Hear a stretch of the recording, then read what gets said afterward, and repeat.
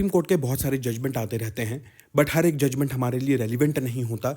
मैं मई 2026 के top criminal के जजमेंट्स लेकर आया हूं आपके लिए, जो कि हर एक लॉयर, लॉ स्टूडेंट, जज या आप लॉ प्रैक्टिस के से किसी भी तरीके से रिलेटेड हैं तो वो आपके लिए बहुत सिग्निफिकेंट हैं। और अगर आपने इन जजमेंट्स को मिस किया तो कहीं ना कहीं आप अपनी लॉ प्रैक्टिस में पीछे रह जाएंगे।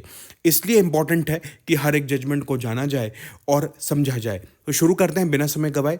दोस्तों, पहला जजमेंट जो आया है वो आया है अंडर ट्रायल प्रिजनर के रिस्पेक्ट में, उसकी बेल के रिस्पेक्ट में।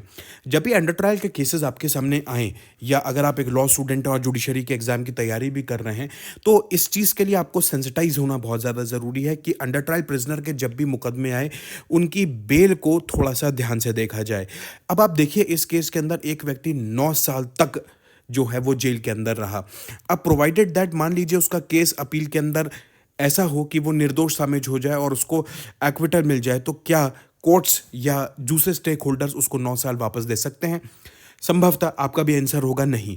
तो ये चीज़ सुप्रीम कोर्ट ने बोली कि सब ये ग्रॉस वायलेशन है फंडामेंटल राइट का और स्पीडी ट्रायल का, क्योंकि बार बार सुप्रीम कोर्ट ने स्पीडी ट्रायल, आज से नहीं सैकड़ों सालों से स्पीडी ट्रायल के ऊपर बहुत ज़्यादा सुप्रीम कोर्ट ने चीज़ें बोली हैं कि हमेशा ट्रायल जो है वो स्पीडी होना चाहिए। तो Vicky Yadav alias Vikas Yadav versus state of Uttar Pradesh का ये केस है, जिसके अंदर ये मैटर पहली बार सुप्रीम कोर्ट के सामने आया और इसकी रील भी बहुत ज़्यादा वायरल हुई थी, हो सकता है आपने देखी हो। अच्छा, एक चीज़ मैं आपको बोलना चाहूँगा, इसके अंदर हो सकता है कि कुछ केसेस रिपीटेटिव हों, क्योंकि कभी किसी का रेशो इंपॉर्टेंट था तो वो ऊपर आ गया है, कभी किसी का रेशो है तो वो आपको नीचे मिलेगा। चलिए, अब दूसरा केस आता है सक्सेसिव बेल एप्लीकेशन का, Mohsin versus state of UP 2026 INSC 526। तो सक्सेसिव बेल एप्लीकेशन के लिए इस केस के अंदर क्या हुआ कि बेल दे दी गई हाई कोर्ट के द्वारा in a successive application after cancellation by the supreme Court. ये मैंने दूसरे वीडियो के अंदर भी कवर किया है, बट इसमें वापस कवर कर लेते हैं। मतलब सुप्रीम कोर्ट ने क्या किया, कैंसिलेशन कर दी थी बेल की, और कैंसिलेशन के बाद ऑनरेबल हाई कोर्ट ने उस अक्यूज्ड को बेल दे दी। अब उन्होंने ये बोला, an order granting bail that fails to engage with the prior bail cancellation order of supreme court suffers from the manifest error of law and perversity. इसके अंदर हुआ ये था कि सुप्रीम कोर्ट ने अक्यूज्ड को बोला था कि आप सरेंडर करिए, और सरेंडर करने के बाद आपका ट्रायल चलेगा, बट अक्यूज्ड ने सरेंडर ही नहीं किया। अब सरेंडर नहीं करने के बाद डायरेक्ट हाई कोर्ट के अंदर सक्सेसिव बेल एप्लीकेशन लग गई और हाई कोर्ट ने बेल भी दे दी। और इस चीज़ के ऊपर सुप्रीम कोर्ट ने ये चीज़ बोली है कि इस तरीके से जो फैक्ट्स और सर्कमस्टांसेस होंगे उनको देखते हुए बेल नहीं दी जानी चाहिए, क्योंकि अक्यूज का कंडक्ट ये है कि वो कैंसिलेशन ऑफ बेल के बाद जो है वो लगातार एब्सकॉन्डिंग हो रहा है। और ये बात याद रखिए, एब्सकॉन्डिंग जब भी चीज़ आएगी, जब भी बेल डिसाइड होगी, तो एब्सकॉन्डर या एब्सकॉन्डिंग, कितने समय से एब्सकॉन्डिंग है, ये फैक्ट बहुत रेलिवेंट हो जाता है, क्योंकि इससे ये चीज़ साबित होती है कि अक्यूज जो है वो इन्वेस्टिगेशन को सपोर्ट नहीं कर रहा। तो जब भी बेल डिसाइड करी जाती है, अगर आप एक लॉयर हैं या एक लॉ स्टूडेंट हैं, तो आपको ये पता होना चाहिए कि बेल के अंदर वन ऑफ द पैरामीटर्स जो है वो ये है कि भाई आप इन्वेस्टिगेटिंग एजेंसीज को सपोर्ट करेंगे। अगर आप इन्वेस्टिगेटिंग एजेंसीज को सपोर्ट नहीं करेंगे तो इन्वेस्टिगेशन आगे नहीं बढ़ पाएगा और पूरी चीज़ें धरी रह जाएंगी। ऐसा भी नहीं है कि बेल मिलने के बाद आप उस चीज़ का नाजायज़ फ़ायदा उठाएं, ये चीज़ सुप्रीम कोर्ट ने बोली। नेक्स्ट थी in re condition being imposed while granting bail. ये बड़ी एक इंपॉर्टेंट फैक्टर है कि बेल ग्रांट करते वक्त क्या क्या कंडीशंस जो हैं इम्पोज होनी चाहिए अक्यूज्ड के ऊपर। अच्छा, मुझे एक चीज़ बताइए, कमेंट में आप ये बताइए कि बेल ग्रांट करते वक्त जो कंडीशंस कोर्ट इम्पोज करती हैं, चाहे ट्रायल कोर्ट हो, हाई कोर्ट हो या सुप्रीम कोर्ट हो, उन कंडीशंस का एक्चुअल यूसेज क्या रहता है? क्यों कंडीशंस इम्पोज करी जाती हैं? क्या बिना कंडीशंस के भी बेल दी जा सकती हैं? अगर आपको मालूम है तो कमेंट में ज़रूर बताइए। अब देखिए, बेल ग्रांट करते वक्त वन ऑफ द कोर्ट ने एक कंडीशन इम्पोज कर दी, क्योंकि व्यक्ति जो था वो पर्टिकुलर कम्युनिटी से बिलोंग करता था, और उसके बाद कंडीशन ये लगा दी to clean the police station premises for the 2 months। मतलब 2 महीने तक जो है वो पुलिस स्टेशन व्यक्ति साफ करता रहेगा। ये कंडीशन जो है वो कंप्लीटली परवर्स है और सुप्रीम कोर्ट ने ये बोला कि ये कंडीशन पूरी तरीके से गलत है, आप इस तरीके से कंडीशन जो है इम्पोज नहीं कर सकते। तो ये इसका इन कंडीशन बीइंग इम्पोज्ड के ऊपर जो है ये सुप्रीम कोर्ट का फैसला आया। आखिर कंडीशन इम्पोज क्यों की जाती है, इस पर तो विचार करिए, और किस तरीके की कंडीशन बेल के समय इम्पोज करी जा सकती है, इस पर भी आपको विचार करना चाहिए। चलिए, इंक्वेस्ट प्रोसीडिंग्स की बात आती है। इंक्वेस्ट प्रोसीडिंग सेक्शन 174, 175 और 176 सीआरपीसी, सुनी सुनाई बातें, और उसका करस्पॉन्डिंग सेक्शन है 194 बीएनएसएस, राइट। अब इंक्वेस्ट प्रोसीडिंग्स जो हैं उसका प्रिलिमिनरी इंक्वायरी जो होती है वो सिर्फ कॉज ऑफ डेथ के लिए होती है, कि कॉज ऑफ डेथ पता चल जाए। और कॉज ऑफ डेथ भी कैसा cause of death, prima facie. देखिए, जब भी इंक्वेस्ट प्रोसीडिंग्स के अंदर डॉक्टर्स देखते हैं, पुलिस देखती है, या फिर जुडिशियल मैजिस्ट्रेट भी जाते हैं, कि अगर वो जुडिशियल कस्टडी या पुलिस कस्टडी में डेथ हुई है तो जुडिशियल मैजिस्ट्रेट की मैजिस्ट्रियल इंक्वायरी होती है। उसमें सिटिंग जुडिशियल मैजिस्ट्रेट जिनका थाना क्षेत्र होता है, मतलब जिनका जुरिस्डिक्शन रहता है उस थाने क्षेत्र का, और उस थाने से रिलेटेड जो अक्यूज्ड रहता है जिसकी डेथ हुई है, तो वो जुडिशियल मैजिस्ट्रेट संबंधित जगह पर जाएंगे। हो सकता है कि वो आपका डिस्ट्रिक्ट हॉस्पिटल के अंदर डेथ हुई हो सकता है जेल के अंदर डेथ हुई हो सकता है किसी प्राइवेट हॉस्पिटल के अंदर डेथ हुई हो, तो वो पीएम हाउस जाएंगे जहां पर उसका पीएम होगा, वीडियो रिकॉर्डिंग होगी, in front of the magistrate उसका पीएम होगा। बट पर्पस क्या है, चाहे मैजिस्ट्रेट इंक्वायरी करें, डॉक्टर इंक्वायरी करें, या आपके साथ पुलिस का पूरा बल रहे, पर्पस यह है कि prima facie cause of death पता चलना चाहिए। क्योंकि एग्जैक्ट कॉज ऑफ डेथ कैसे पता चलेगा, जब पीएम रिपोर्ट आ जाएगी। आप प्राइमा फेसी देख सकते हो कि हाँ, मतलब एक डॉक्टर अपने एक्सपीरियंस से बता सकते हैं कि सब इस कारणवश डेथ हुई है, बट एग्जैक्ट जो कारण होगा वो पीएम के बाद ही पता चलेगा, या विसरा रिपोर्ट के बाद ही पता चलेगा। अच्छा, आपको ये टर्म्स मालूम है, पीएम, विसरा और पोस्टमार्टम लिविडिटी, रिगर मोर्टिस? अगर नहीं मालूम तो मैंने एक वीडियो बनाया हुआ है फॉरेंसिक साइंसेस के ऊपर, कहीं आई बटन में आपको दे दूंगा, जरूर देखिएगा। इससे आपके बेसिक कॉन्सेप्ट्स जो हैं फॉरेंसिक साइंसेस के वो क्लियर हो जाएंगे। चलिए, तो ये तो हमें समझ में आ गया कि साहब जो इंक्वेस्ट होती है उसका काम रहता है कि prima facie cause of death पता करना। अब it is not required to record a detailed account of incident. Incident कैसे हुआ ये पता करना जो है इंक्वेस्ट का काम नहीं है। अब हाई कोर्ट ने क्या किया था, an adverse inference to grant bail. अब इंक्वेस्ट का बेल से जो है साहब वो कोई नाता नहीं है। इंक्वेस्ट का एक अलग चीज़ है, उसके अंदर इंसिडेंट का डिटेल्ड अकाउंट नहीं होता, प्राइमा फेसी अकाउंट होता है कि साहब ऐसा ऐसा लग रहा है, या किसी ने उनको सूचना दी, पुलिस वालों को सूचना दी कि साहब व्यक्ति ने इस तरीके से व्यक्ति की डेथ हुई है, या किसी तरीके का कस्टडियल टॉर्चर है, so on and so forth, but detailed account नहीं रहता। तो उसके लिए आप, मतलब that can not be taken into consideration for granting bail. That is what it is held in Bhagat Singh versus state of UP. जरूर पढ़िएगा, इंपॉर्टेंट केस है। तो इंक्वेस्ट जो है is not a reason to decide the bail, and it can not be a reason so that we can you can say that we can doubt the involvement of the accused in those particular cases। तो ये एक बड़ा important और interesting matter था। Next है अपना delay in surrendering after bail application. वही मोहसिन वाला केस हमारे पास वापस उठकर आया है। अब यहाँ पर हमने रिव्यू पिटिशन फाइल करी अक्यूज ने सुप्रीम कोर्ट में। अब सुप्रीम कोर्ट में अगर रिव्यू पिटिशन हो रही है तो that does not operate as an automatic stay of the surrender direction.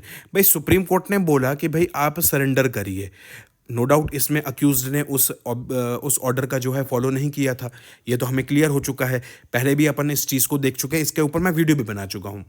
अब सरेंडर को फॉलो नहीं किया, आप सरेंडर को फॉलो नहीं किया, और उसके बाद आपने क्या किया, रिव्यू जो है पिटिशन फाइल कर दी। किधर? सुप्रीम कोर्ट के अंदर आपने रिव्यू पिटिशन फाइल कर दी। बट ये रिव्यू पिटिशन फाइल कर देना ऑटोमेटिकली सरेंडर को, जो सरेंडर का ऑर्डर है उसके ऊपर जो है किसी तरीके का स्टे नहीं लगाता है।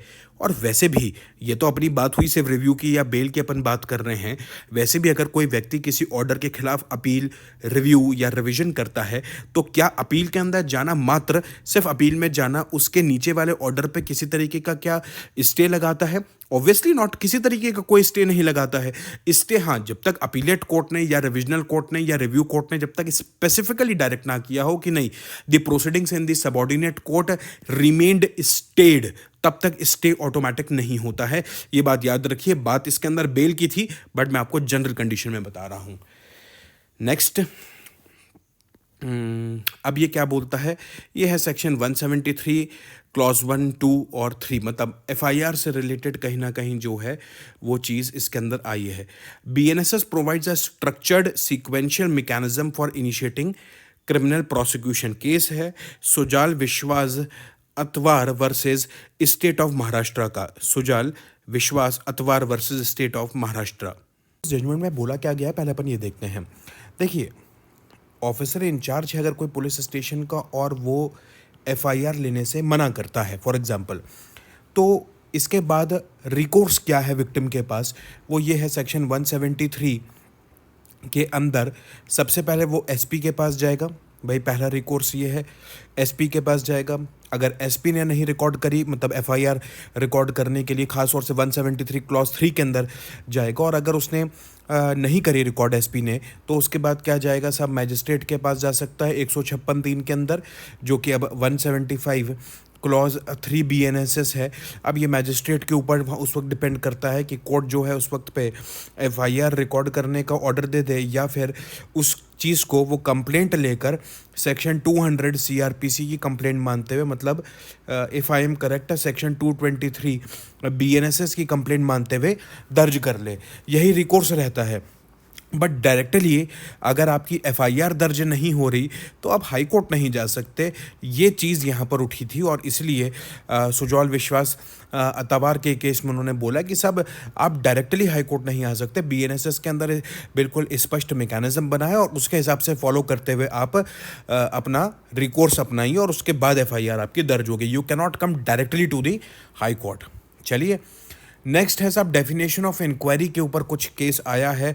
Parvinder Singh versus ED. ये तो बहुत ही मेरे हिसाब से लैंडमार्क जजमेंट हो गया है इस समय का, इम्पॉर्टेंट जजमेंट है इसके अंदर, और बहुत सारी चीज़ें हैं। ख़ास तौर से इम्पॉर्टेंट इसलिए हो जाता है दोस्तों कि सेक्शन 223 बीएनएसएस के अंदर जो अक्यूज्ड को राइट दिया गया है, ये लैंडमार्क जजमेंट परविंदर सिंह का इसलिए है क्योंकि ये पहली बार आया है। तो मतलब बीएनएसएस के बाद सेक्शन 223 का जो प्रोवाइजो है कि अगर कॉग्निजेंस लेंगे कोर्ट, अगर मैजिस्ट्रेट को कॉग्निजेंस लेना है तो उससे पहले अक्यूज्ड को अपॉर्चुनिटी ऑफ हियरिंग देनी पड़ेगी।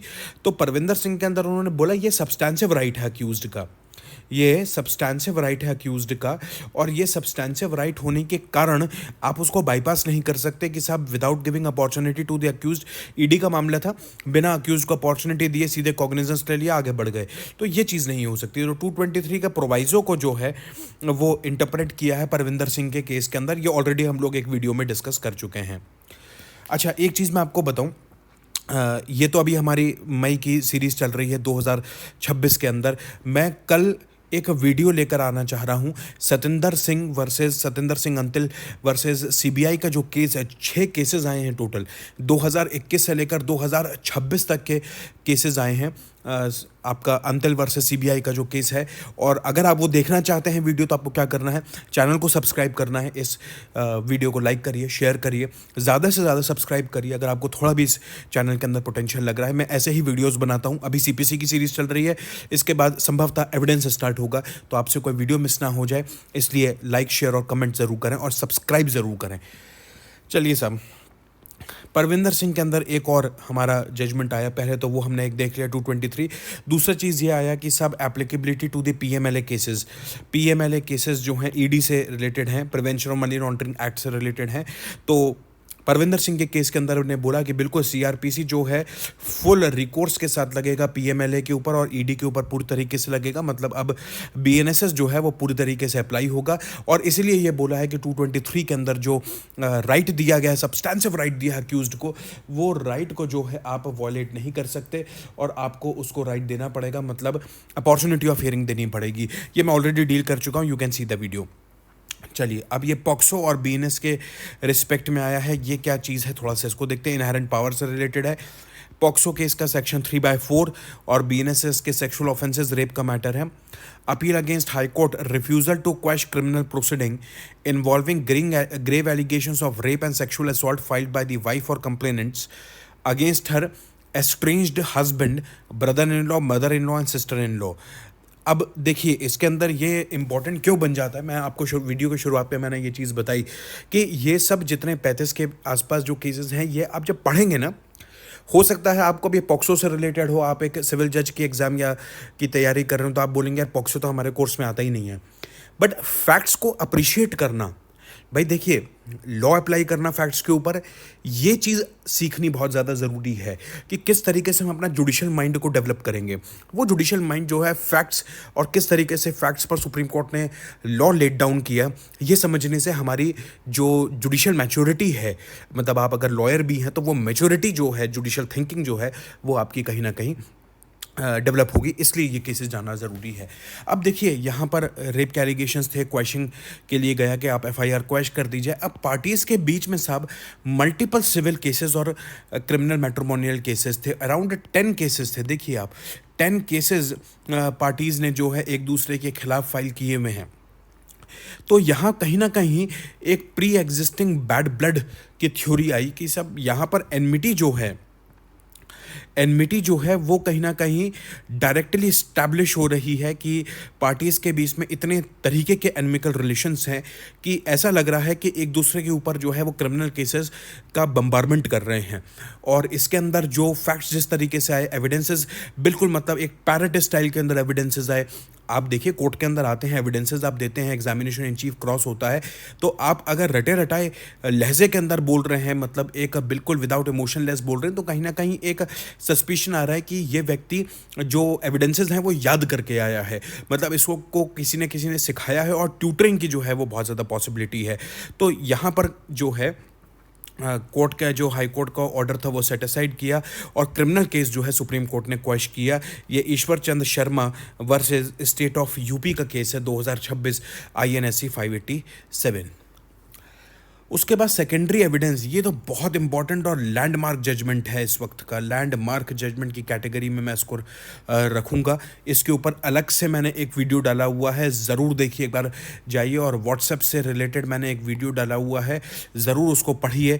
पुणे बार एसोसिएशन के केस के अंदर जो सर्टिफिकेट्स हैं, कौन से सर्टिफिकेट्स, जो इलेक्ट्रॉनिक एविडेंस सेक्शन 63 के लिए दो सर्टिफिकेट्स हैं, आपको मालूम है ना, 2 सर्टिफिकेट्स अब लगेंगे। जो 65B के पहला 1 सर्टिफिकेट लगता था, अब वो 2 सर्टिफिकेट लगेंगे। फॉर्मेट भी पीछे स्केड्यूल के अंदर दिया हुआ है। तो जो सेकंड सर्टिफिकेट है उसमें एक्सपर्ट कौन होगा, ये चीज़ पुणे बार एसोसिएशन के केस ने बताई हुई है। और उस केस के अंदर हमने क्योंकि एक्सटेंसिवली डील किया हुआ है इस केस को, तो हमने ये चीज़ देखी थी अपने उस वीडियो के अंदर कि एक्सपर्ट जो है ऐसा कोई भी व्यक्ति हो सकता है जिसको बेसिक नॉलेज ऑफ अंडरस्टैंडिंग है कंप्यूटर्स की। एक्सपर्ट जो है वो IT एक्ट का जो एक्सपर्ट है वो एक्सपर्ट होने की आवश्यकता नहीं है, क्योंकि अगर IT एक्ट का एक्सपर्ट होगा तो ये एक लेमैन के लिए या एक नॉर्मल विक्टिम के लिए जो कि एक विलेज के अंदर रहता है, ये ह्यूमनली पॉसिबल नहीं है कि वो एक IT एक्सपर्ट को ढूंढे और उससे वो सिग्नेचर करवाए। तो वहाँ पर ये पुणे बार एसोसिएशन के केस ने उस चीज़ को बहुत अच्छे तरीके से एक्सप्लेन किया है सुप्रीम कोर्ट ने। बहुत छोटा सा जजमेंट है, 2 या 3 पेज का जजमेंट है। आप इसको सुप्रीम कोर्ट की वेबसाइट पर भी देख सकते हैं और पढ़ सकते हैं। चलिए, Mohan Kartik versus state of Tamil Nadu का एक केस आया है। Parameters and field of operation 156(3) और सेक्शन 200 के वो बिल्कुल डिस्टिंक्ट हैं और डिफरेंट हैं। बात बिल्कुल सही है। आपको मालूम है ना, 156 और 200 के ऊपर वीनू भाई का भी एक लैंडमार्क जजमेंट है। पुराना जजमेंट है, मेरे हिसाब से 2019-2020 का है। कभी अगर हुआ तो अपने सुपर 50 सीरीज़ के अंदर इसको अपन लोग कवर कर लेंगे। वीनू भाई का बहुत इंपॉर्टेंट और बहुत लैंडमार्क जजमेंट है 156(3) और 200 के ऊपर की। एक बार कोर्ट ने कॉग्निजेंस ले लिया कि तो क्या कॉग्निजेंस के बाद 156(3) को ऑर्डर किया जा सकता है। ये विनू भाई के केस के अंदर डील हुआ था। डील में अपन करेंगे बहुत जल्दी, नेक्स्ट वीडियो में अपन डिस्कस करेंगे। तो 156(3) की अगर एप्लीकेशन डिसमिस हो जाए, ये इंपॉर्टेंट इसलिए बन जाता है मोहन कार्तिक कि क्या 2 बार 156(3) की एप्लीकेशन आ सकती है, मतलब 175(3) BNSS की एप्लीकेशन आ सकती है। 156(3) की एक एप्लीकेशन आई, उसके बाद 156(3) की दूसरी एप्लीकेशन आ गई। तो क्या ये पॉसिबल है? इसके लिए ये एक इंपॉर्टेंट है। देखिए, filing a second 156 application in such circumstances amounts to an impermissible attempt to review or override the earlier order of the high court and is not maintainable in law। आप वैसे भी जानते हैं कि रिव्यू की powers जो हैं criminal cases के अंदर कोर्ट्स के पास नहीं रहती हैं। रिव्यू की पावर सिविल केस के अंदर रहती है, सिविल कोर्ट्स को रहती है। मतलब when you are exercising the power of as a civil court, but अगर आप क्रिमिनल केस हैं तो उसमें रिव्यू की आपके पास कोई पावर नहीं है। तो एक बार 156(3) डिसाइड हो गया तो दोबारा अगर उसी फैक्ट्स के ऊपर 156(3) लग रहा है तो वो इम्परमिसिबल है। तो अगर आप एक लॉयर हैं तो ये आपके लिए इंपॉर्टेंट बन जाता है, और अगर आप एक लॉ स्टूडेंट हैं तो आपके लिए 156(3) के नोट्स के लिए ये एड ऑन केस है मोहिन कार्तिक का। Okay, further investigation after closure report, ये भी इंपॉर्टेंट बन जाता है। क्लोजर रिपोर्ट फाइल हो गई साहब, क्लोजर रिपोर्ट फाइल हो गई, और क्लोजर रिपोर्ट फाइल होने के बाद क्या फर्दर इन्वेस्टिगेशन का कोर्ट बोल सकता है, in the absence of express permission from the concern magistrate the police can not proceed with the further investigation after filing a closure report और फाइनल रिपोर्ट। अब ये केस जहाँ तक मुझे याद आ रहा है पलानी स्वामी वीरराजा का, ये भी हम लोग #5 मिनट सुप्रीम कोर्ट की सीरीज़ में कवर कर चुके हैं। सिर्फ एक ये रिविजन वीडियो है, आप अगर चाहें तो उस वीडियो को देख सकते हैं। अब मैं बहुत आई बटन नहीं लगाऊंगा क्योंकि मैं आपको बताऊं मैं बहुत ज़्यादा एडिटिंग मुझे आती नहीं है। मैं सिर्फ आपके लिए एक रॉ वीडियोस लेकर आना चाहता हूं कि आप मेरे अगर चैनल पे और मेरे वीडियोस अगर आप देख रहे हो तो आपको सिर्फ लॉ जो है वो मिले, डायरेक्टली लॉ मिले, इसके अलावा कोई बकवास ना मिले। चैनल पे विजिट करिए और संबंधित वीडियो ढूंढिए। बहुत ज़्यादा वीडियोस वैसे भी अभी अपलोडेड नहीं है, नया चैनल है तो आपको मिल जाएगा। तो एक बार क्लोजर रिपोर्ट आ गई या फाइनल रिपोर्ट आ गई तो उसके बाद अगर फर्दर इन्वेस्टिगेशन पुलिस करना चाहती है तो कंसर्न मैजिस्ट्रेट से जो है वो परमिशन लेनी ज़रूरी है, ये बात याद रखें। Requirement of obtaining leave of court और magistrate though not expressly provided in statute has been read into section 173(8) CRPC as a necessary safeguard. और यहाँ पर कोर्ट ने, देखिए ये तो है ही कि क्लोजर रिपोर्ट अगर फाइल हो जाती है, फाइनल रिपोर्ट फाइल होती है, क्लोजर रिपोर्ट को और फाइनल रिपोर्ट को नेगेटिव रिपोर्ट भी बोला जाता है। तो ये रिपोर्ट अगर पेश हो जाती है और उसके बाद अगर फर्दर इन्वेस्टिगेशन पुलिस करना चाहता है तो परमिशन लेना पड़ेगा। और वैसे भी अगर आप फर्दर इन्वेस्टिगेशन करना चाहते हैं तो कोर्ट की आपको परमिशन, मैजिस्ट्रेट की परमिशन जो है वो मैंडेटरी है। ये चीज़ पलानी स्वामी वीरराजा के केस में बताई गई है। नेक्स्ट, ये क्रिमिनल लॉ का हमारा लेक्चर है तो इसमें IPCs वगैरह भी इन्वॉल्व हैं, तो आगे हमें वो भी मिलेंगे। एडमिसिबिलिटी ऑफ डॉक्यूमेंट्स पर एक आया है, without formal proof versus evidence of formal character on affidavit. High court dismiss the application under 294 CRPC by erroneously relying on 296. 296 deal with documentary evidence where courts call upon parties to admit or deny the genuineness of documents. 294 CRPC क्या करता है, 294 CRPC में आप opportunity देते हो defence को या prosecution को कि साहब आपको अगर कोई डॉक्यूमेंट एक्सेप्ट करना है, डॉक्यूमेंट एक्सेप्ट करना है तो आप वो एक्सेप्ट कर सकते हो, राइट। अब जैसे मैं आपको एक एग्जांपल बताता हूँ। फॉर एग्जांपल मान लीजिए केस है आपका, ये इस केस से अलग हट के मैं आपको एक एग्जांपल दे रहा हूँ। 279 और 304A के रिस्पेक्ट में, ठीक है, या आप मान लीजिए केस है आपका 304A के रिस्पेक्ट में। अब 304A के रिस्पेक्ट में मान लीजिए कि 4 आई विटनेस थे, 4 आई विटनेसेस थे और चारों जो है हॉस्टाइल हो गए, ठीक है, चारों हॉस्टाइल हो गए। अब देखिए जब चारों आई विटनेसेस हॉस्टाइल हो गए तो ये पॉसिबिलिटी है कि अक्यूज्ड जो है वो एक्विट हो जाएगा। भाई जिन्होंने देखा, जो घटनास्थल पर उपस्थित थे, वही बोल रहे हैं कि सब हमने घटना होते हुए नहीं देखी, जो भी उन्होंने बोला, बट हॉस्टाइल हो गए कंप्लीटली, उन्होंने सब प्रोसिक्यूशन केस को डिस्कार्ड कर दिया। अब संभावना ये है कि साहब उनका एक्विटल हो जाएगा। तो जो डिफेंस है वो बोलता है कि साहब इसमें एक्विटल होने की संभावना है, तो एक काम हम कर सकते हैं, हम PM रिपोर्ट जो है, क्योंकि डेथ तो हुई है विक्टिम की, उसमें तो कोई डाउट नहीं है, हम PM रिपोर्ट सेक्शन 294 CRPC के अकॉर्डिंग एक्सेप्ट कर लेते हैं। तो कोर्ट बोलेगी कि बिल्कुल आप एक्सेप्ट कर लीजिए PM, और उसके बाद फिर और किसी विटनेस को बुलाने की आवश्यकता नहीं होती, प्रोसिक्यूशन अपना एविडेंस क्लोज कर देता है और डायरेक्टली जो है केस जो लग जाता है वो सेक्शन 303 अक्यूज्ड स्टेटमेंट के ऊपर लग जाता है। And after that defence evidence तो इसमें होंगे नहीं और आगे बढ़ जाते हैं। तो 294 में क्या है, हम लोग एक्सेप्ट करवाते हैं, कोर्ट्स एक्सेप्ट करवाती हैं डॉक्यूमेंट्स प्रोसिक्यूशन से या डिफेंस से। जनरली प्रोसिक्यूशन डॉक्यूमेंट्स एक्सेप्ट कुछ नहीं करेगा क्योंकि उसके खुद के डॉक्यूमेंट्स हैं, और डिफेंस एक्सेप्ट कर सकता है, वो भी उन केसेस में जहाँ हॉस्टाइल हो रहा है या कुछ ऐसी चीज़ें जिससे उसके केस पे विपरीत प्रभाव नहीं पड़ता, करती है डिफेंस, उसमें कोई दिक्कत नहीं है। अब 296 CRPC बोलता है, relates to the evidence of formal character given by affidavit, the ratio of judgement concerning to section 296 can not be applied to reject an application of 294। अब देखिए दोनों सेक्शंस अलग अलग हैं। अब 296 का कोई जजमेंट का रेशो लेकर आप 294 की एप्लीकेशन जो है वो डिसाइड नहीं कर सकते और डिसमिस नहीं कर सकते. It is a duty of court to uphold the spirit of section 294 by ascertaining the genuineness of documents through admission और डिनायल. वैसे भी मैं आपको बताऊं, मुझे एग्जैक्टली याद नहीं आ रहा, but there is a case of supreme court that before starting of the prosecution evidence, opportunity is given to the prosecution as well as the defense that whether they want to accept any documents, and if the opportunity is given and they have not availed those opportunity, later they cannot accept those documents. There is a Supreme Court case, I'm not able to recall that case, but 294 बहुत important section है CrPC का, जो day to day practical basis में courts के अंदर लगता है.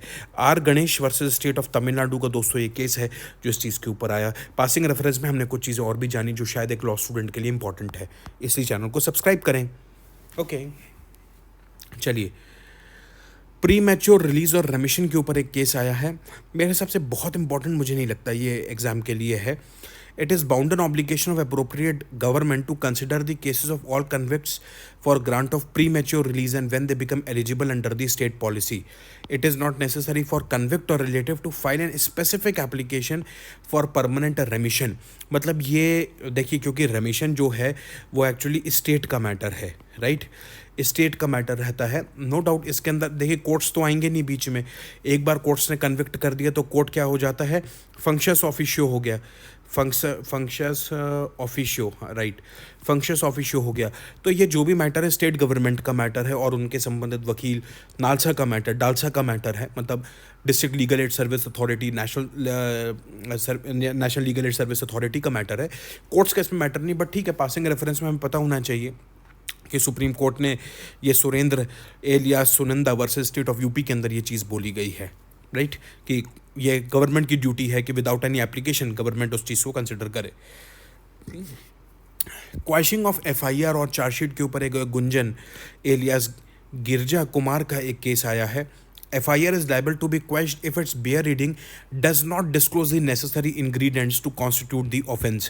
अब अगर पूरा का पूरा सिविल केस दिख रहा है या फिर उसको पूरा पढ़ने के बाद, रीडिंग करने के बाद उसमें एक्टस रियस ही नहीं दिख रहा है, एक्टस रियस ही नहीं दिख रहा है, तो आप क्या करोगे?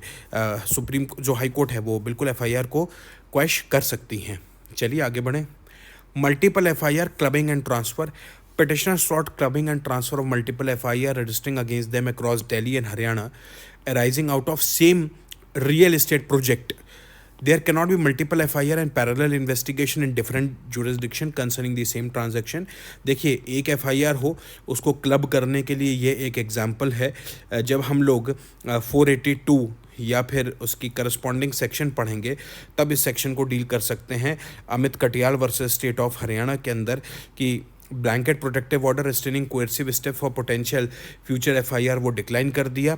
Permitting parallel and overlapping investigation on identical facts जो है यहाँ पर कोर्ट ने उसको अलाउ किया. ठीक है, बहुत इंपॉर्टेंट नहीं है जजमेंट के लिए. Subsequent summoning of quashed accused, double jeopardy है. Doctrine of double jeopardy. Quashing of proceedings under 482 CRPC at the threshold does not amount to an acquittal on merits and does not trigger the bar of double jeopardy. ये एक important judgment बन जाता है. मतलब ये चीज़ कुछ थोड़ी सी नहीं आई है कि सेक्शन 482 के अंदर क्वैशिंग हो गई, क्वैशिंग कर दी FIR में, तो क्या उसके बाद डबल जेपर्डी सेक्शन 300 CRPC का बार हिट होगा? क्योंकि देखिए 482 जो है वो मेरिट्स के ऊपर एक्विटल नहीं माना जाता. तो जब मेरिट्स टच ही नहीं हुई तो मतलब जो हमारा वो मैक्सिम है ऑटोफिस कन्विट और ऑटोफिस एक्विट, मतलब after hearing, after giving complete opportunity, merits को टच करने के बाद जो जजमेंट आया है उसके बाद जो है मतलब आप अगर वापस उसी फैक्ट्स के ऊपर जजमेंट आता है, मतलब फैक्ट्स के ऊपर अगर ट्रायल इनिशिएट होता है तो 300 का बार लग जाएगा, वो चीज़ इसके ऊपर नहीं लगेगी. तो ये इंपॉर्टेंट है, पीटी में पूछा जा सकता है. Aarti Mehta versus state of MP का केस है. मेडिकल नेग्लिजेंस के ऊपर एक केस आया है. Supriya Kumari MC versus state of Kerala. Supriya Kumari MC versus state of Kerala. Effect of exoneration on merits in civil consumer proceedings on parallel criminal proceeding, मतलब एक तरफ चल रही थी सिविल प्रोसीडिंग मेडिकल नेग्लिजेंस से लेकर, मतलब consumer proceeding consumer protection act के अंदर आपने एप्लीकेशन फाइल करी होगी तो उसमें केस चल रहा होगा कंपेंसेशन लेने के लिए, और साथ में जो है क्रिमिनल प्रोसिक्यूशन भी 304A में अक्यूज के खिलाफ चल रहा है। जो अपीलांट था वो सीनियर एनेस्थेटिक था। Challenge the criminal prosecution initiated against her under section 304 for alleged gross negligence leading to death of a patient post surgery. The prosecution alleged that the appellant orally instructed an inexperienced staff nurse to administer specialized anesthetic injection, sensocrine, instead of doing it personally, which alleged did not enter the epidural space triggering a fatal cardiac event. तो criminal charge 304A का आया। The negligence और recklessness must be of such a high degree as to gross anesthetic whose duty hours have concluded cannot be held criminal liable for subsequent procedural error committed by a staff nurse in a mechanical execution of a standard post operative instruction। मेरे हिसाब से बहुत ज़्यादा important नहीं है, not important. हाँ, अगर आप कभी 304A में मेडिकल नेग्लिजेंस अगर आप पढ़ रहे हैं तो वहाँ पर आपका इंपॉर्टेंट है, बट बहुत सारे हमारे पास मेडिकल नेग्लिजेंस के केसेस हैं। Okay, banking and commercial dispute approved compromise settlement criminal prosecution initiate हुआ था under section 420 471 IPC can not be allowed to continue after a full and final settlement of loan account by a way of approved compromise that has received the imprimatur of the debt recovery tribunal. मतलब एक बार जब पूरा compromise हो गया तो उसके बाद आप 420 और 471 IPC के केसेस इनिशिएट नहीं कर सकते, नॉट इम्पॉर्टेंट। अब आप बोलोगे सब नॉट इम्पॉर्टेंट केसेस को आप क्यों इंक्लूड करते हैं? देखिए, एक दो केसेस इंक्लूड हो जाते हैं दादा, तो उसके लिए sorry. Extension of investigative time, default bell. तो मेरे हिसाब से डिफ़ॉल्ट बेल जब भी आता है, मैं आपको एक चीज़ बताऊँ, मैं बहुत अटेंटिव हो जाता हूँ। बड़ी इंपॉर्टेंट और मतलब इम्पॉर्टेंट कॉन्सेप्ट है, इसलिए मैं हमेशा अटेंटिव होकर सुनता हूँ। अगर आप भी अटेंटिव नहीं है तो बिल्कुल अटेंटिव हो जाइए। Mandatory requirement of production and notice to the accused, supreme court set aside order extending time for completing investigation and granted default bail to accused. Initial order extending time to file charge sheet was passed without procuring presence of accused। मतलब आप ये देखिए, time को उन्होंने extend किया था chargesheet file करने के लिए, बट आपने अक्यूज के प्रेजेंस ही नहीं हुई, and without giving opportunity of being heard और रेजिंग ऑब्जेक्शन। क्योंकि देखिए 60 और 90 डेज जब भी ख़त्म होने वाले होते हैं, मतलब लास्ट का 59 डेज या 58 डेज या 89 डेज या 88 डेज बनता है, ये कोर्ट की ड्यूटी है कि कोर्ट जो है वो अक्यूज्ड को ये बताए कि अगर 2 दिन में या 1 दिन में चार्जशीट फाइल नहीं होती है तो आपके पास डिफ़ॉल्ट बेल का राइट है। ये पैरामाउंट ड्यूटी है and it must be reflected into the order sheet of the court. But अब अगर यहाँ पर चार्जशीट का टाइम एक्सटेंड कर दिया बिना अक्यूज्ड को सुने, बिना उसको अपॉर्चुनिटी दिए हुए, वो मुद्दा यहाँ पर उठा है। नो डाउट आर्टिकल 21 का यहाँ पर वॉयलेशन है। Extension of time for completing an investigation is not an empty formality. Any direction to extend the period for filing a chargesheet encroaches upon personal liberty and must be preceded by due application of mind recording justifiable cogent and valid reasons।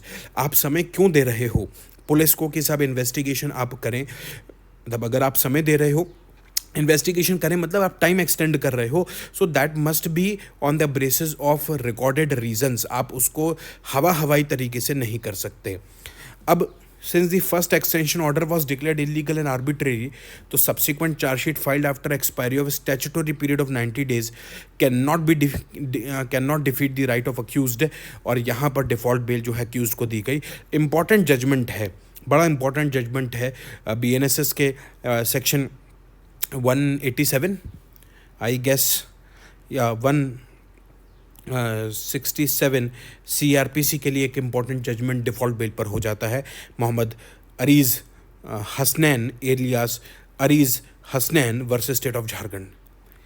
History of investigation chargesheet Shrikant Ojha. The supreme court set aside high court interim direction restraining police from filing a chargesheet while allowing the investigation to continue. मतलब ये चीज़ थोड़ा सा अजीब लग रही है कि एक तरफ आप इन्वेस्टिगेशन कंटिन्यू रख रहे हो but you can not file the chargesheet. तो इसके ऊपर ये सुप्रीम कोर्ट का केस है। I do not think that it is very much important. चलिए नेक्स्ट। अब सेक्शन 27 इंडियन एविडेंस एक्ट पर आ गए, बीएनएसएस से जंप कर रहे हैं। Concealment and it's knowledge revealed from the statement of accused, क्योंकि सेक्शन 27 इंडियन एविडेंस एक्ट में जो सबसे इम्पॉर्टेंट होता है वो होता है नॉलेज, कि अक्यूज्ड को नॉलेज है किसके ऊपर, उस फैक्ट के ऊपर कि जो प्रॉपर्टी है वो उस पर्टिकुलर जगह पर कंसील्ड थी। That is what it is relevant. बाकी तो आप जानते हैं कन्फेशन रिकॉर्ड, कन्फेशन जितना भी होता है दैट इज़ इररेलिवेंट, जो इनक्रिमिनेटिंग स्टेटमेंट होता है that is irrelevant. So concealment and its knowledge revealed from the statement of accused are the crucial ingredient of section 27. In the absence of recorded statement showing the concealment was effected by accused, a mere recital in its seizure list that objects were discovered on being shown and certified by the accused does not qualify as a valid recovery under section 27. क्योंकि section 27 Indian evidence act में बहुत pin pointed knowledge चाहिए इस fact का कि that the property is concealed at that particular place. भाई घर के अंदर आपने कोई पिस्टल छुपा के रखी है, आपने मतलब अक्यूज्ड ने, सॉरी, अक्यूज्ड ने कोई पिस्टल छुपा के रखी है, तो घर के कौन से हिस्से में कौन सी जगह पर पिस्टल छुपा के रखी है, हो सकता है मतलब कोई टाइल्स वगैरह निकाल कर उसे ज़मीन के अंदर गाड़ के रखी हो पिस्टल। तो ये नॉलेज जो है ये अक्यूज्ड का, और सिर्फ इतना पर्टिकुलर पार्ट मतलब कंसीलमेंट और उसका knowledge, that is what it is relevant under section 27। से पासिंग रेफरेंस में आपने सीजर मेमो में लिख दिया कि भाई प्रॉपर्टी रिकवरी हुई है, वो सेक्शन 27 के अंदर नहीं आता। ये Pappan Sarkar alias Pranab versus state of West Bengal के अंदर चीज़ बोली गई है। चलिए, ये बड़ा इंपॉर्टेंट जजमेंट हो जाता है। काफ़ी कुछ चीज़ें आई हैं। Mehtab versus state of Uttarakhand 2026 INSC 578 circumstantial evidence के ऊपर बोला है कि in a case resting solely on circumstantial evidence the prosecution carries the onerous burden of establishing each incriminating circumstances independently beyond reasonable doubt. मतलब जो चेन ऑफ सर्कमस्टांसेस एविडेंसेस हैं वो complete होनी चाहिए। The cumulative effect must form a complete and unbroken chain pointing unerringly towards the guilt of accused alone, excluding every reasonable hypothesis of innocence। मतलब ये एक fact 1, fact 2, fact 3, fact 4, ये chain इस तरीके से जो है वो इंटरट्वाइंड होनी चाहिए जिसकी वजह से मतलब सिर्फ एक ही चीज़ पॉइंट हो रहा हो कि दैट अक्यूज्ड इज गिल्टी, कोई दूसरा ऑप्शन जो है वो डिराइव नहीं हो रहा हो। ये सर्कमस्टांशियल एविडेंस के लिए बहुत इंपॉर्टेंट फैक्टर है। तो अगर आप जजमेंट राइटिंग के लिए तैयारी कर रहे हैं, मतलब आप अपने जुडिशरी एग्जाम में जजमेंट राइटिंग का जानना चाहते हैं, तो उसके लिए जब भी आप अप्रिशिएट करेंगे फैक्ट्स को कि जब क्रिमिनल जजमेंट आपको लिखने को आएगा तब आपको ये चीज़ लिखना ज़रूरी है। अब मान लीजिए ब्लड स्टेन्ड आर्टिकल्स मिले, the sole circumstances of recovering a blood stained article matching the blood group of deceased in isolation, सिर्फ एक चीज़ isolation can not be considered sufficient to link the accused with the crime. मतलब अगर blood stain मिले हैं, सिर्फ वो चीज़ जो है वो एक एविडेंस नहीं हो सकती, आइसोलेशन में नहीं देखा जा सकता। और वैसे भी आप किसी फैक्ट को जब देखते हो और आप देखिए चेन जब कंप्लीट करते हो तो इस फैक्ट को आपको इसके भी लाइट में देखना है और इसके भी लाइट में देखना है, तो दोनों के लाइट में आपको देखना है, आइसोलेशन में नहीं देख सकते, क्योंकि blood group O is common and its mere presence can not be determinative incriminating circumstances without an uncompromised connection to the crime. ये इंपॉर्टेंट इसलिए है, मेरे हिसाब से आप इसको नोट करो, क्योंकि जजमेंट राइटिंग के अंदर ना ये 2-3 पैराग्राफ बड़े इंपॉर्टेंट हैं। फुल जजमेंट भी आप पढ़ सकते हैं, INSC आपके पास है। Failure to lead cogent and reliable evidence establishing an unbroken chain of custody of seized forensic articles from recovery till examination. क्योंकि जब रिकवरी हुआ वहाँ से लेकर आपने जब FSL फॉरेंसिक साइंस लेबोरेटरी में भेजा, तो जितने भी आपके पास ऑब्जेक्ट्स थे, जितने भी आपके पास फॉरेंसिक आर्टिकल सीज हुए थे, उस सब की चेन ऑफ कस्टडी जो है वो कंप्लीट प्रोसिक्यूशन को प्रूव करनी होगी कि कैसे आपने सीज किए, मतलब घटना स्थल से जहाँ पे क्राइम हुआ वहाँ पे आपने सीज़ किए, वहाँ से कैसे सीज़ होकर उसकी एंट्री कैसे हुई, मतलब वहाँ से आप पुलिस स्टेशन गए, पुलिस स्टेशन के मालखाना पे वो एंटर हुए होंगे, मालखाना का नंबर क्या था वो आपको मेंशन करना पड़ेगा। उसके बाद आपको अपनी डेली डायरी, जिसे हम रोज़नामचा बोलते हैं, रोज़नामचा के अंदर एंटर करना पड़ेगा। अब तो रोज़नामचा सीसीटीएनएस पे होता है तो सीसीटीएनएस में एंटर करना पड़ेगा। उसके बाद कौन व्यक्ति को अलॉट किया गया कि कौन व्यक्ति जो है उस एफएसएल के पैकेट को लेकर जो है नियरेस्ट एफएसएल के पास जाएगा, मतलब फॉरेंसिक साइंस लेबोरेटरी पे जाएगा। कोई कांस्टेबल जा सकता है, कभी सब इंस्पेक्टर जा सकता है। जनरली कांस्टेबल और हेड कांस्टेबल्स को भेजा जाता है, तो कौन जाएगा, उसके बाद वो कब जाएगा, तो उसकी रवानगी भी होनी चाहिए रोज़नामचे के अंदर। उसके बाद वो वहाँ पर गया, उसने वो चीज़ किया, वहाँ से रिसीट लेकर आया, उसके बाद वापस थाने में उसने अपनी आमद दी। किस में आमद देगा, वो अपना रोज़नामचे के अंदर आमद देगा। उसके बाद जो है पूरी चेन ऑफ कस्टडी, मतलब रजिस्टर की एक एंट्री आपने प्रोसिक्यूशन ने प्रूव करी है, तो ये चीज़ चेन ऑफ कस्टडी बहुत इंपॉर्टेंट फैक्टर बन जाती है, खासतौर से सीरियस क्राइम में तो बहुत इंपॉर्टेंट बनती है। TIP, where accused persons are complete stranger to material witness, a TIP assumes considerable significance to provide assurance to doc identification. The rank failure to hold a TIP combined with showing the accused to witnesses while in police custody, अब आप police custody के अंदर accused को पहले ही show कर दोगे without holding the TIP, तो उसके बाद TIP की सैंक्टिटी कुछ नहीं रह जाती है।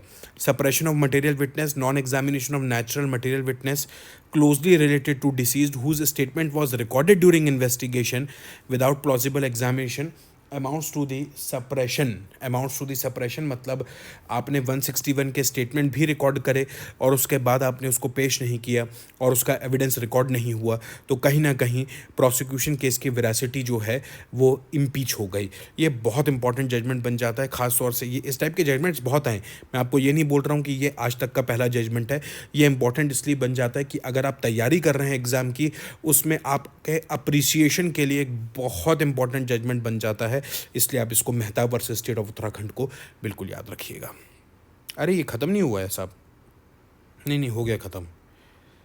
नहीं, मेरे हिसाब से मेहताब यहाँ ख़त्म हो गया। अब ये चलिए द केस, ये दूसरा केस आ रहा है साहब पवन कुमार शर्मा वर्सेस मनोज कुमार का। The case rested entirely on circumstantial evidence. High Court reversed the trial court conviction and acquitted the accused person on finding the chain of circumstances incomplete. मुझे ऐसा लग रहा है ये थोड़ा सा इसमें कोई डाउट लग रहा है केस के अंदर, क्योंकि मुझे ऐसा लग रहा है कंटिन्यूएशन का है और कुछ केस का गड़बड़ी हुई है। चलिए अपन तो फैक्ट्स देखते हैं क्या क्या इसमें और हुआ है। Recovery of dead body, the alleged recovery of dead body at the instance of accused was rightly doubted. हाँ, रिकवरी ऑफ डेड बॉडी भी डाउट हो गई। Recovery from accessible places, discovery of vehicle alleged at the instance of accused was from an open road accessible to all, not from the exclusive possession of accused, making it unreliable। अब आप देखिए section 27 में आप जानते हैं, क्योंकि वो चीज़ ऐसी जगह पर होनी चाहिए जो सिर्फ एक्सक्लूसिव नॉलेज में हो अक्यूज्ड के। अब वो एक्सेसिबल टू ऑल है, कोई भी उसको देख सकता है, कोई भी उसको मैनिपुलेट कर सकता है, तो फिर सेक्शन 27 का क्या मतलब रहा।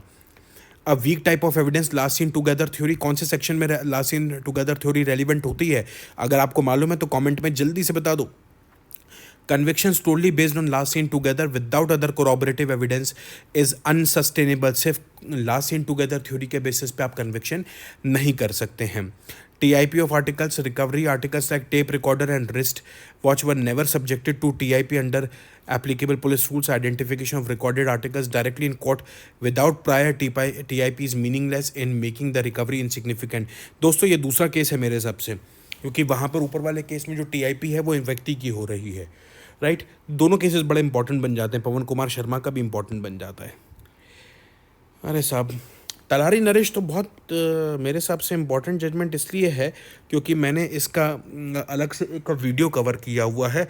आप ज़रूर मेरे चैनल पे जाके देखें। तलारी नरेश बिल्कुल 10 मिनट के आसपास मैंने इसका एक्सक्लूसिव जजमेंट पे पढ़ने डिस्कशन किया, तो मैं इसको स्किप कर रहा हूँ। उसके अंदर अपन आगे बढ़ते हैं, क्योंकि वैसे वीडियो नहीं तो बहुत लंबा हो जाएगा और आप लोग बीच में ही छोड़ के चले जाएंगे। मत किया करो, पूरा वीडियो देखा करो, फास्ट फॉरवर्ड पे देखा करो, तुम्हारे फ़ायदे के लिए है। चलिए, section 162 proviso read with 145 Indian evidence act, ये इंपॉर्टेंट है। जब Vijaya Kumar versus state of Tamil Nadu, important judgment होगा। मैंने भी पढ़ा नहीं है बट इंपॉर्टेंट है। Defence merely cross examination the prosecutorist by suggesting that details of the videography threat were not mentioned in her initial complaint। FIR is primarily meant to set the criminal law into motion and is not encyclopedia. ये ललिता कुमारी के case में भी बोला गया है. An omission in FIR is not fatal unless it goes to the root of the case. ठीक है. To properly contradict and discredit a witness under the proviso of 162 CRPC, the defense must draw witness attention to significant omissions or contradiction in their previous statements recorded under section 161 CRPC during investigation. अब एक बात मैं आपको बताऊं, बहुत लोगों को मतलब अगर आप एक प्रैक्टिसिंग लॉयर हैं, कंट्राडिक्ट करवाना ही नहीं आता विटनेस को. कैसे कंट्राडिक्ट होता है, देखिए कंट्राडिक्शन कैसे होता है. मैं पासिंग रेफरेंस में दे रहा हूँ, BNSS में अपन अच्छे से डिस्कस करेंगे.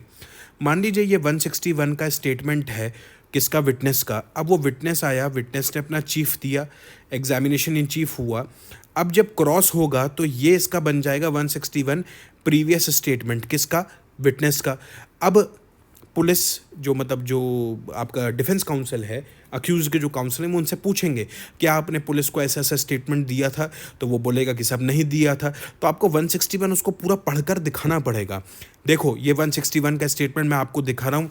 ये देखिए, ये इसकी तीसरी लाइन देखिए, इसमें आपने ये बोला था. अभी आप ये बोल रहे हो कि आपने ऐसा नहीं बोला, बट इसमें ऐसा लिखा हुआ है. तो आप उसको उसमें नोट डलता है कि साहब इसको पढ़वाया गया, दिखाया गया. उसके बाद जो है उसने बोला कि हाँ साहब मैंने पुलिस स्टेटमेंट झूठा लिखवाया था, या ये स्टेटमेंट मैं गलत बोल रहा हूँ, ऐसा करके. तो ये कंट्राडिक्शन इस तरीके से होता है. सिर्फ बोल देना, पूछ देना प्रीवियस स्टेटमेंट के बेसिस पर कि साहब आपने ऐसा कहा था, नहीं ऐसा नहीं होगा. आपको उसको दिखाना पड़ेगा, उसके अटेंशन लेकर जानी पड़ेगी, उसका पैराग्राफ नंबर, लाइन नंबर आपको बताना पड़ेगा, तब एक्चुअल कंट्राडिक्शन होता है. कंट्राडिक्शन के लिए वैसे इसके ऊपर लैंडमार्क केस आपको पता है क्या है, Tehsildar Singh versus state of UP. इसके ऊपर लैंडमार्क केस है, और जहाँ तक मुझे याद है 6 जजेस का है. Don't quote me on the bench number, मुझे याद नहीं, मैं सिर्फ मुझे जो मेरे सबकॉन्शियस माइंड में उसके हिसाब से बता रहा हूँ. बट हाँ, जजमेंट तो बिल्कुल कंफर्म है, तहसीलदार सिंह का लैंडमार्क जजमेंट है इसके ऊपर. Appreciation of approvers evidence, object of granting pardon, ये एक थोड़ा इंपॉर्टेंट है. अप्रूवर के ऊपर बहुत कम केसेस देखने को मिलते हैं. वैसे अप्रूवर आता भी तो बहुत कम है कोर्ट के अंदर. सरकारी गवाह, पिक्चरों में देखा है ना कि तुम सरकारी गवाह बन जाओ, तुम हमारे फेवर में बयान दे दो, सरकारी गवाह बन जाओ, मैं तुम्हें सज़ा कम करवा दूंगा. पुरानी पिक्चरों में अपन देखते थे, बस ये वही है. Testimony of an approver must be evaluated with caution and requires due corroboration on material particulars. Excuse me, obviously बात भी है यार, क्योंकि वो अक्यूज्ड रह चुका है, तो थोड़ा तो आपको कॉशन रखना ही पड़ेगा, इसलिए इम्पॉर्टेंट हो जाता है कि आप जब अप्रूवर की टेस्टिमनी देखें तो थोड़ा सा कोरॉबरेशन जो है वो ज़रूर उस पर देखा जाए. High Court adopted an infirm approach by rejecting approver testimony on the sole ground that it contradicted his previous statement given to police when he was the accused. The very object of granting pardon is to elicit a truth and full disclosure in aid of the prosecution, which inherently acknowledges the individual had concealed the truth prior to pardon. Rejection of post-pardon testimonies based mechanically on a pre-pardon contradiction would effectively frustrate the statutory purpose of pardon in criminal cases. क्योंकि आप देखिए, उस पहले वो accused था, उसने बहुत सारी बातें नहीं बताई. अब जब उसको माफ़ी मिल गई, अप्रूवर बन गया, तो वो डिस्क्लोज कर रहा है. तो अब आप ये बोलो कि साहब पहले तुमने नहीं बताया, कंट्राडिक्शन करवाओ, सिर्फ इस बेसिस पर आप अप्रूवर की टेस्टिमनी को डिस्कार्ड नहीं कर सकते. ये state of Tamil Nadu versus Punnu Swamy का केस में बताया गया है. Quality and quantity of evidence, solitary witness, बड़ा इंपॉर्टेंट जजमेंट इस टाइप के हो जाते हैं, क्योंकि जजमेंट राइटिंग के अंदर जो है, जब फैक्ट्स अपने पास रहें तो अपन उसको अच्छे से अप्रिशिएट कर पाते हैं. क्योंकि आप कितना भी किताबी ज्ञान ले लीजिए, जब तक आप प्रैक्टिकली फैक्ट्स को अप्रिशिएट करना नहीं सीखेंगे, तब तक आप समझ नहीं पाएंगे. आप जानते हैं कि सेक्शन 134 ये बोलता है, it is the quality not the quantity of evidence which is determinative. क्योंकि नंबर ऑफ विटनेसेस के ऊपर डिपेंड नहीं करता है क्रिमिनल जस्टिस सिस्टम, और लेजिस्लेचर ने ये चीज़ बताया हुआ भी कि पर्टिकुलर नंबर ऑफ विटनेसेस हम नहीं डिफाइन कर सकते टू प्रूव और disprove the case.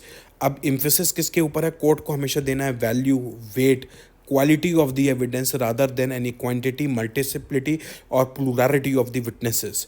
Even the testimony of the solitary witness, if found wholly reliable, free from the blemish or suspicion, and of sterling quality, is sufficient to form the sole basis of conviction without the necessity of corroboration. ये एक important line है. ये line सैकड़ों हजारों बार supreme court ने, honourable supreme court ने सैकड़ों हजारों केसेस के अंदर बताई गई है. तो अब आप जब जजमेंट राइटिंग करें और आपके पास इस तरीके का कोई फैक्ट आए कि सिर्फ एक विटनेस की टेस्टिमनी जो है आफ्टर कोरॉबरेशन बिल्कुल अपहिल्ड रही है, मतलब रिबटल नहीं हुआ है, तो उस केस में आप ऐसा ये particular case Mitesh alias TS Vaghela versus state of Gujarat को आप कोट कर सकते हैं. और उसमें आप लिख सकते हैं कि क्योंकि सिर्फ एक विटनेस इंपॉर्टेंट है होना चाहिए, क्वालिटी इंपॉर्टेंट है ना कि क्वांटिटी, इसलिए क्योंकि इसे क्रॉस एग्जामिनेशन की भी के बाद भी इसकी टेस्टिमनी अनइम्पीच्ड रही है, इसलिए सिर्फ इस व्यक्ति की टेस्टिमनी के बेसिस पर कन्विक्शन आप कर सकते हैं जजमेंट राइटिंग के दौरान. Appreciation of evidence, the dictum of a common sense and a common wisdom, serves a vital canon for evaluating evidence and judging human conduct in criminal cases. Applying the yardstick of common sense to day-to-day affairs and natural human activities helps the court look past technical assumptions and arrive closer to the truth. Mohammad Hanif Zainum Khalifa versus state of Karnataka. अब ये important इसलिए बन जाता है कि बहुत बार ऐसी testimonies भी आती हैं, अब बहुत लोग हॉस्टाइल हो जाते हैं, सिर्फ एक विटनेस इंपॉर्टेंट है, एक विटनेस की ही टेस्टिमनी अनइम्पीच्ड रही, तो उसमें आप ये कोट कर सकते हैं कि साहब वर्तमान में अगर हम लोग देखें तो कोई भी व्यक्ति जो है दूसरे के पचड़ों में नहीं पड़ना चाहता, तो उस केस में अगर एक विटनेस भी है तो उसकी टेस्टिमनी से भी जो है काम चल पाएगा. Okay,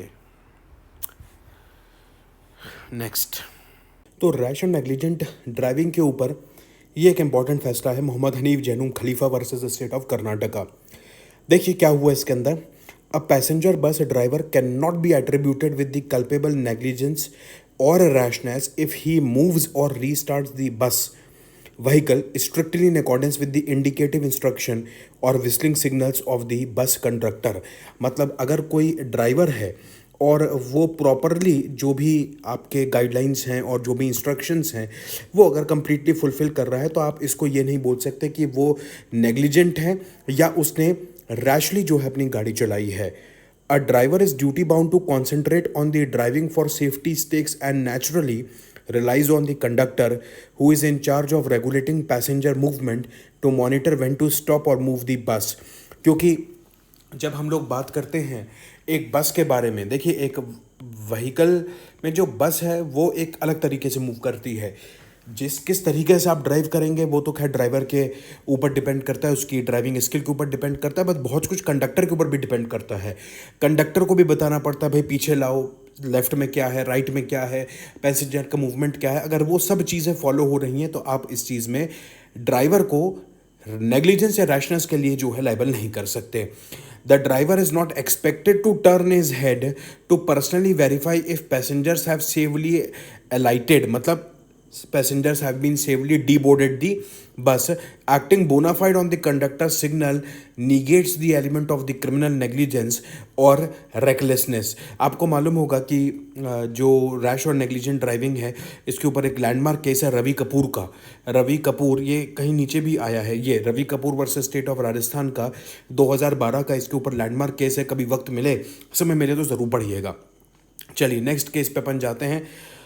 Gaur Acharya versus state of Tripura, murder in the privacy of the house. देखिए 106 इंडियन एविडेंस एक्ट बहुत बार इस मई 2026 के अंदर आया है और कहाँ कहाँ इंपॉर्टेंट और किस तरीके से रोल प्ले करता है. 106 इंडियन एविडेंस एक्ट क्या है, आप जब भी जजमेंट राइटिंग करें तो इसको आप देखें कि अब जो घटना हुई है, जो ऑफेंस हुआ है, जैसे मर्डर हुआ है तो वो किस जगह पर हुआ है. अब मान लीजिए कि क्लोज्ड स्पेस के अंदर मर्डर हुआ है, क्लोज्ड हाउस के अंदर मर्डर हुआ है, तो उस केस के अंदर अगर अक्यूज्ड अंदर था, मतलब क्लोज्ड स्पेस के अंदर था और सिर्फ दो लोग ही थे, मतलब ए एंड बी था, जिसके अंदर बी की डेथ हो गई, तो ये ए के ऊपर ही सेक्शन 106 इंडियन एविडेंस एक्ट लगेगा. अब ये ड्यूटी ए की हो जाएगी, उसको एक्सप्लेन करना पड़ेगा क्योंकि जो भी घटना अंदर घटी एक कमरे के अंदर, ये सिर्फ दो लोगों को मालूम है, जिसके अंदर एक व्यक्ति जा चुका है, उसकी डेथ हो चुकी है. तो यहाँ पर क्या है, डावरी हरासमेंट से रिलेटेड मैटर था और टॉर्चर था. where an offence takes place inside a privacy of the house, though the initial burden to establish the case rests on prosecution. No doubt, we know the basic criminal law. Section 106 Indian Evidence Act casts a corresponding burden on the inmates to give a cogent explanation as to how the victim is succumbed. अब क्योंकि जो accused है उसके ऊपर burden नहीं चला जाता है, अगर प्रोसिक्यूशन अपना बर्डन डिस्चार्ज कर देगा तो खैर ठीक है, अक्यूज के ऊपर बर्डन ऑफ प्रूफ जाएगा ही। बट क्योंकि क्लोज्ड इनमेट में है तो ये कहीं ना कहीं रिवर्स बर्डन ऑफ प्रूफ है कि भाई अक्यूज्ड ये एक्सप्लेन करे कि that he was not guilty, right. तो ये चीज़ 106 जो है इंडियन एविडेंस एक्ट बड़ा इंपॉर्टेंट रोल प्ले करता है। रैशनेस और नेग्लिजेंस के लिए वापस एक मोहम्मद हनीफ जनू खलीफा का केस आया, उसमें कुछ और चीज़ बताई गई है, इसको भी पढ़ते हैं। To attract punishment under section 304A, the rashness और negligence must be attributable to the state of mind involving a deliberation in mind risking the crime and the life of person rather than a mere error of judgment. क्योंकि आप error of judgement ये एक बड़ा important शब्द है। Error of judgement, बहुत बार क्या होता है कि जो एक्सीडेंट होता है, घटना दुर्घटना जो भी गाड़ी से होती है, वो जजमेंट के एरर की वजह से होती है कि भाई आपको, अब जैसे आप घाट सेक्शन में गाड़ी चला रहे हो, आप घाट सेक्शन के अंदर गाड़ी चला रहे हो, आप सही से गाड़ी को नहीं काट पाए और वो टॉपल अप हो गई, खाई के अंदर गिर गई। बहुत बार एरर ऑफ जजमेंट हो जाता है, सालों के एक्सपीरियंस ड्राइवर के साथ भी इस तरीके की घटना हो जाती है। गॉड फॉरबिड, भगवान ना करे किसी के साथ भी ऐसी घटना हो, सब लोग सुरक्षित रहें। बट एरर ऑफ जजमेंट के ऊपर आप ये नहीं बोल सकते कि अगर मात्र एरर ऑफ जजमेंट है तो वो रेकलेस एटीट्यूड होगा या नेग्लिजेंट एटीट्यूड है या रैश एटीट्यूड है, ये आपको पता होना चाहिए। तो ये समझ में होना चाहिए कि स्पष्ट आपको दिखना चाहिए। आप ये नहीं बोल सकते कि एरर ऑफ जजमेंट को और उसको एरर ऑफ जजमेंट को आप रेकलेस बोल दो। रेकलेस और negligent must be attributable to the state of mind. State of mind, और स्टेट ऑफ माइंड दिखेगा उसके कंडक्ट से। फॉर एग्जांपल, आपको मालूम था आप घाट सेक्शन के अंदर गाड़ी चला रहे, तो घाट सेक्शन के अंदर जब गाड़ी चलती है, घाट सेक्शन मतलब हिली एरिया के अंदर जब गाड़ी चलती है, तो आपको मालूम है कि स्पीड कंट्रोल रखनी है, मुझे ब्रेक के ऊपर कंट्रोल रखना है। और वहाँ पर अगर आप 120 की स्पीड से गाड़ी चलाओगे या मोर देन 100 की स्पीड से आप घाट सेक्शन के अंदर गाड़ी चलाओगे, फॉर एग्जाम्पल कश्मीर के अंदर आप गाड़ी चलाओगे, लद्दाख जाते वक्त आप गाड़ी चलाओगे, तो आपको मालूम है कि यार टर्न पर, जब यहाँ पर टर्न आएगा तो मेरे हिसाब से कौन सा सरकमपिटल फोर्स या सरकमपिटल फोर्स होता था फिजिक्स के अंदर, वैसा कोई फोर्स लगता है, ऐसा कोई फोर्स लगेगा और आप जैसे ही मूव करोगे तो आप बाहर की तरफ जो है वो चले जाओगे, बाहर की तरफ चले जाओगे, आप टर्न ही नहीं ले पाओगे। अब 120 kmph की स्पीड पे आप चलाओगे तो दादा दुर्घटना तो होगी। फिर वहाँ पर अगर बोला जाएगा कि साहब रैशनेस था, बिल्कुल रैशनेस था, नेग्लिजेंट थे आप, आपको मालूम था आप इतनी हाइट के ऊपर गाड़ी चला रहे हो, एक ब्लाइंड कर्व है और 120 की स्पीड पे आप गाड़ी चला रहे हो, तो दुर्घटना अगर हो रही है तो you are rash as well as negligent. But अगर आपने सब मेजर्स लिए हैं और उसके बाद एरर ऑफ जजमेंट हो जाए, ऐसा कोई आपका प्राइमा फेसी कंडक्ट ना दिखे, तो उसमें आप उसको नेग्लिजेंट कंडक्ट नहीं बता सकते। यही इस Khalifa versus state of Karnataka के केस में बोला गया है। Rape on the false promise of marriage, consent given under misconception of facts versus breach of promise, prolonged physical relationship with the full knowledge of marital status. तो ये जो है actually marital status के respect में case है, misconception है कि भाई फॉल्स प्रॉमिस कर दिया। If a physical relationship is maintained for a prolonged period knowingly by the woman, it cannot be said with certainty that relationship was purely because of alleged promise of marriage। देखिए, promise किया, किसी व्यक्ति ने promise किया कि हाँ मैं तुमसे शादी कर लूँगा, और उस प्रॉमिस की लाइट में under the influence of that promise women ने फिजिकल रिलेशनशिप बनाई उस व्यक्ति के साथ। वो एक बार था या 2 बार था, बट एक सालों तक, मतलब 4 साल 5 साल 6 साल तक अगर कोई वुमेन और मैन अगर रिलेशनशिप के अंदर इन्वॉल्व्ड हैं और फिजिकल रिलेशनशिप के अंदर इन्वॉल्व्ड हैं, तो आप ये नहीं बोल सकते कि जो अक्यूज्ड है उसने एक सेक्सुअल मतलब रेप करने की कोशिश करी गई है ऑन दी विक्टिम। तो ये उसका केस है, पढ़िएगा ज़रूर। शैलेश भाई गोविंद भाई Makwana versus state of Maharashtra. उसके बाद 506 आईपीसी का केस है। 2 केसेस हैं 506 आईपीसी पे। एक तो है Vijay Kumar versus state of Tamil Nadu, ये हम ऊपर भी देख चुके हैं, और Gunjan versus NCT Delhi. 106 part 2 में है meaning of threatening to impute unchastity to a women in a digital age. मतलब किसी वुमेन को ब्लैकमेल करना कि साहब वो मतलब उसके कोई वीडियोस लीक कर देगा, या डिजिटली हैरास करना किसी वुमेन को और उसके ऊपर अनचेस्टिटी का मतलब कहीं ना कहीं क्वेश्चन मार्क रेज करना। क्या ये सेक्शन 506 पार्ट 2 के अंदर आएगा नहीं आएगा, ये केस उसके ऊपर है। तो the chastity is not to be considered purely from a traditional moral perspective focused on virtue alone. It must be viewed through the prism of an individual woman's dignity, privacy, and sexual autonomy under Article 21. Unchastity encompasses any action or unwarranted interference that disrupts a woman's control over her own sexual choices and dissemination of personal information, मतलब publication of the personal information. The act of secretive video recording a victim in a naked state in bathroom and the threatening to publish it online directly assault her sexual autonomy.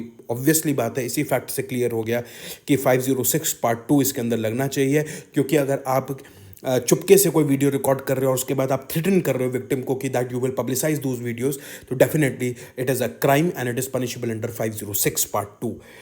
Criminal intimidation उन्होंने clear किया है।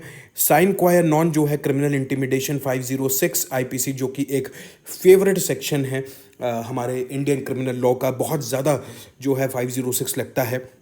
The pivotal aspect to establish an offence of criminal intimidation under 506 is intent to cause alarm. ये बात ये ज़रूर याद रखिए, intent to cause alarm. अगर इस तरीके का इंटेंट नहीं है, मतलब victim is not a threatened, victim is not on his toes, victim is not threatened by the threaten that you had given, you tried to threaten the victim and despite those threats and the provocative words the victim was not at guard, तो 506 IPC उसके ऊपर नहीं लगेगा। Excuse me. Modification of the life sentence to a fixed term. Munna Moinuddin Shaikh versus state of Gujarat. Modification of life sentence to a fixed term, ये एक important हो सकता है और है भी मेरे हिसाब से, इसको पढ़ते हैं। Constitutional courts possesses the power to modify a sentence of life imprisonment to a fixed term sentence or to a period already gone, provided the period imposed is not less than 14 years of imprisonment। मतलब supreme court और high court अगर चाहे तो life imprisonment को convert कर सकता है एक फिक्स्ड पीरियड की इम्प्रिजनमेंट के अंदर, बट वो फिक्स्ड पीरियड में जो है that shall not be less than 14 years. मतलब अगर किसी व्यक्ति को लाइफ इम्प्रिजनमेंट दी गई है तो उसको मिनिमम 14 ईयर्स तो जो है वो इम्प्रिजनमेंट में बिताने पड़ेंगे। उसके बाद अगर सुप्रीम कोर्ट या हाई कोर्ट अगर चाहे तो उसके फिक्स्ड पीरियड को स्पेसिफिक कर सकते हैं फॉर द 14, मतलब that must not be less than 14 years, आप फिक्स पीरियड को स्पेसिफाई कर सकते हैं। इस चीज़ के लिए ये केस है। उसके बाद आया है आपका साहब, the mere absence of firearm injuries does not negate a charge under section 307 IPC. मतलब 307 आईपीसी के अंदर अगर ये आपका ग्राउंड है कि साहब फायर आर्म में इंजुरी नहीं है तो इसकी वजह से 307 नहीं लगना चाहिए, तो ऐसा नहीं है। The essential ingredient is the act being done with requisite intent or knowledge that it could cause a death। Mains रिया होनी चाहिए, मतलब आपने वो एक्ट किया जिससे डेथ हो सकती है, तो भले ही वो फायर आर्म इंजुरी हो ना हो। भाई अगर ये विक्टिम है और इसके बाजू से बुलेट निकल गई, अगर वो विक्टिम के जस्ट बाजू में होता तो विक्टिम की डेथ हो जाती, तो बिल्कुल विक्टिम यहाँ पर 307 का चार्ज लगेगा। Mohsin versus state of UP का केस है। लास्ट केस हम देख रहे हैं सेक्शन 320 और 325। फ्रैक्चर और dislocation of a bone constitutes grievous hurt within the meaning of clause 7 of section 320। 320 के अंदर 7 के अंदर डिसलोकेशन ऑफ बोन हुआ है। Any hurt which endangers life और causes the sufferer to be severely bodily pain और undergo prolonged treatment attracts clause 8th of section 320 IPC, where medical evidence unequivocally establishes that the victim suffered fracture in both parietal bones near the middle line accompanied by neurological complication and prolonged hospitalization। section 325 IPC का जो है वो charge fully established माना जाता है। तो ये Roshan Lal versus state of Haryana 325 के रिस्पेक्ट में है। इंपॉर्टेंट जजमेंट हो सकता है जजमेंट राइटिंग के पर्सपेक्टिव से, अगर समय मिले तो आप देख लीजिएगा, नहीं तो इतना भी जान लेंगे तो काफ़ी रहेगा। कल एक जजमेंट के ऊपर हमें बात करनी है, सतेंद्र कुमार अंतिल वर्सेस सीबीआई का। बहुत इंपॉर्टेंट जजमेंट है, 6 जजमेंट का एक पैकेज है जिसका मैं एक्सक्लूसिव वीडियो कल लेकर आने वाला हूं। तो चैनल को ज़रूर सब्सक्राइब करिए, लाइक करिए, शेयर करिए, ऐसे ही कंटेंट मैं बनाता रहता हूं। और सीपीसी की सीरीज़ चल रही है, उसे भी देखें और सब्सक्राइब करें चैनल को। मिलते हैं अगले नई वीडियो में किसी अगले नए टॉपिक पे लिए, तब तक के लिए गुड बाय।